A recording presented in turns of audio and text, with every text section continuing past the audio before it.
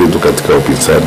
Kwa sababu Katonye, ni vizuri tusikizane, tukubaliane sisi wote na tuwe tayari kutoa huyo mgombeaji uchaguzi mmoja.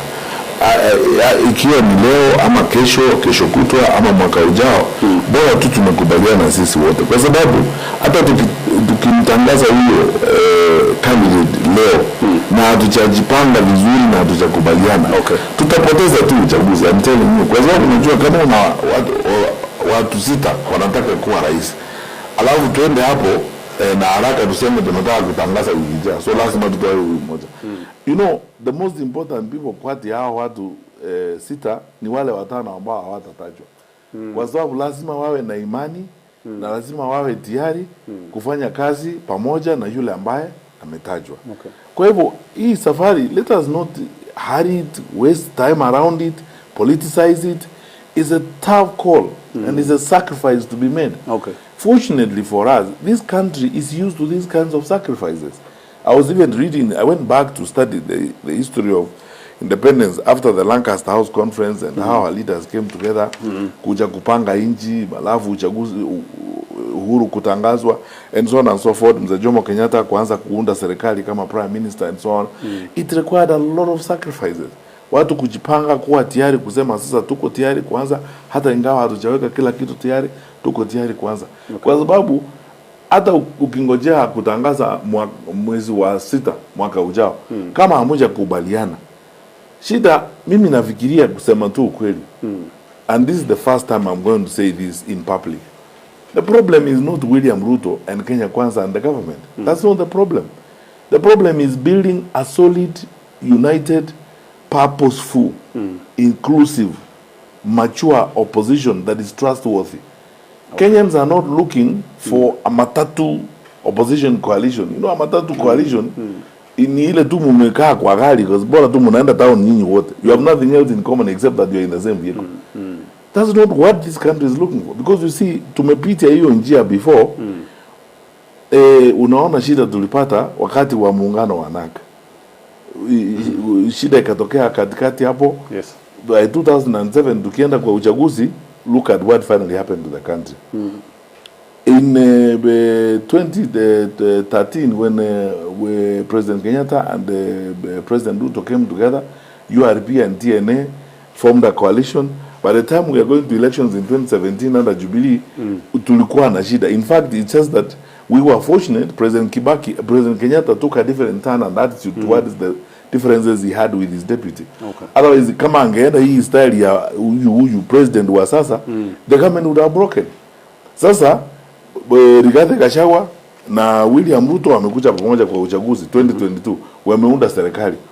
Saa hii you can't tell the character of that government called broad based. You cannot tell the character of the government. In fact, the president is recorded as saying, when he addressed the Chatham House conference, President Ruto as deputy then and guest, he was complaining that the government we had in Kenya was a mongrel. The opposition, those are the words he used. He used to say this government is a mongrel. The opposition is in government, the government is in the opposition. So the other day when I was in Chatham House, I was asked the question, and they played the words. Then they asked me, what do you think? I said, what he has now is worse than a mongrel. That is it. What he has now is worse than, you can't tell what character of government he has now. Wamerokota huko, karokota huko, wengine huko, wamerokota huko, you know, and so on. So Kenyans have gone through this experience before. We shouldn't give them another matatu coalition. Where tumeketi kwa gari, the only thing we have in common ni kwamba tunaenda hiyo barabara. Huku ndani mahali tumeketi, mtu mwingine anapanga mambo yake huku ndani, mwingine anapiga simu kwingine, mwingine anaenda huko. The hope of the country, I think, is that we will have a truly united, respectful, mature, purposeful coalition. Agreed.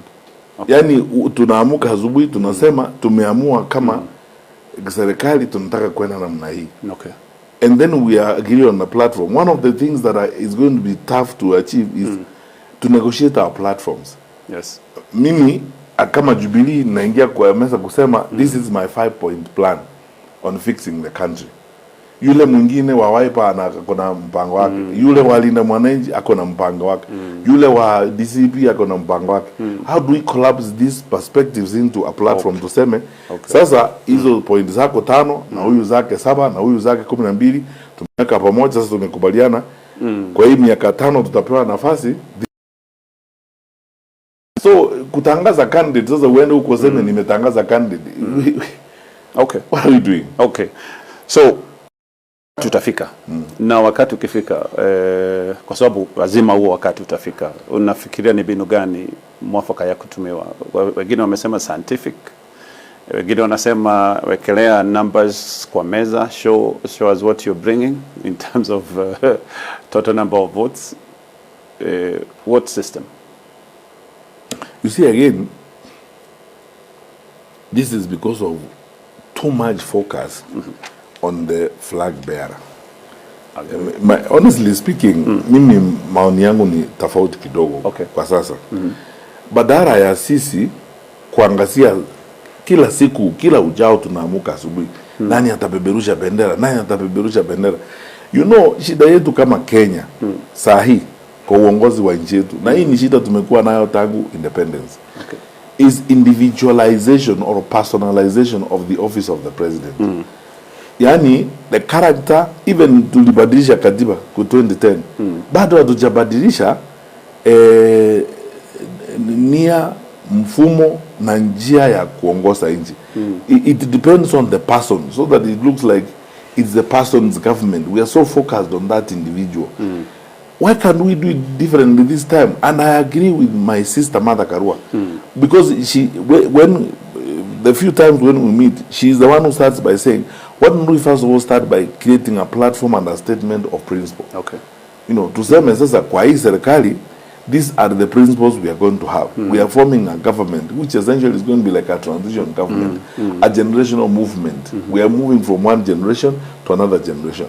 These are the principles we would like to have. Okay. And then to Ambiane, the irreducible minimum that we must tolerate in this government is ABCD. For example, Mimi, what I would like to see, one of the principles, is that anybody who takes a job in this government will not do business with government.